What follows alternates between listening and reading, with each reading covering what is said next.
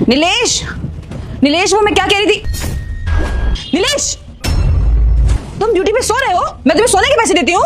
नमस्ते मैम साहब। नमस्ते नमस्ते गया भाड़ में। तो मुझे ये बताओ कि तुम ड्यूटी के टाइम पे सो क्यों रहे हो? अगर घर में चोरी हुई तो उसका जिम्मेदार कौन होगा? तुम्हें मैंने अपने घर की सिक्योरिटी के लिए रखा है। तुम अगर दिन में ही सो रहे हो तो तुम्हें यहाँ पे रखने का फायदा ही क्या है? अरे मैडम जी, मैं पूरी रात हॉस्पिटल में था और वहाँ पे जागना पड़ा, इसलिए बस यहाँ थोड़ी देर के लिए आंख लग गई। वाह, ये सब ना तुम्हारे बहाने होते हैं। मुझे बहुत अच्छे से पता है तुम कहीं रात में नाइट ड्यूटी कर रहे होगे एक्स्ट्रा पैसा कमाने के लिए, और यहाँ पे आके सो रहे हो क्योंकि मैडम से कुछ बोलती ही नहीं है। अगर हम तुम्हें पूरे पैसे देते हैं तो तुम लापरवाही क्यों कर रहे हो?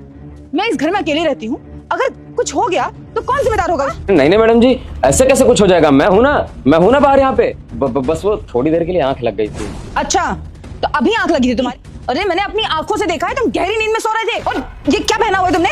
हाँ, तुम्हारी यूनिफॉर्म कहाँ है? शर्ट तो तुम सिक्योरिटी वाली पहन के आए हो गार्ड की, लेकिन ये जीन्स क्यों पहना है इसके नीचे?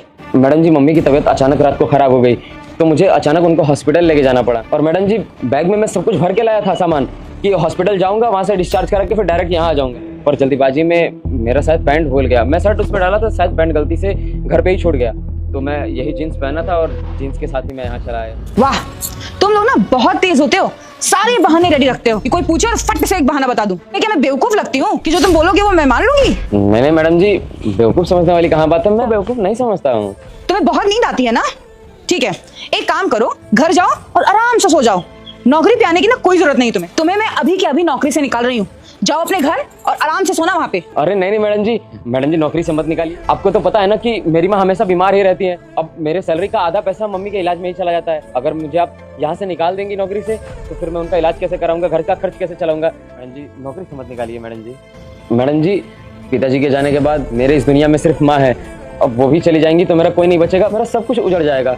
सर से तो पहले ही बाप का साया जा चुका है, माँ भी नहीं रहेगी तो मैं जी नहीं पाऊंगा मैडम जी।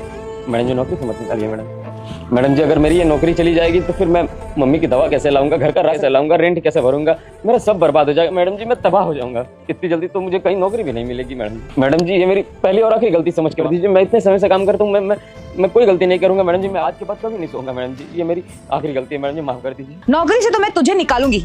रुक जा मेरे बच्चे, तू सिर्फ मेरे चैनल को सब्सक्राइब कर, फिर देख 10 मिनट में तेरे घर में खुशियां लेकर आऊंगी। लेकिन तुम इतने सालों से हमारे यहाँ काम कर रहे हो ना, इसलिए तुम्हारे साथ कुछ गलत नहीं होने दूंगी। तुम रुको यहीं पे। मैडम जी बात तो सुनिए। ये पकड़ो 1 लाख रुपए। मैडम जी, पर मेरी सैलरी तो सिर्फ 15,000 रुपए है। ये 1 लाख रुपए क्यों? देख, तू इतने टाइम से हमारे यहाँ काम कर रहा है, तेरे महीने की सैलरी कितनी है? 15,000 रुपए। और तेरा ये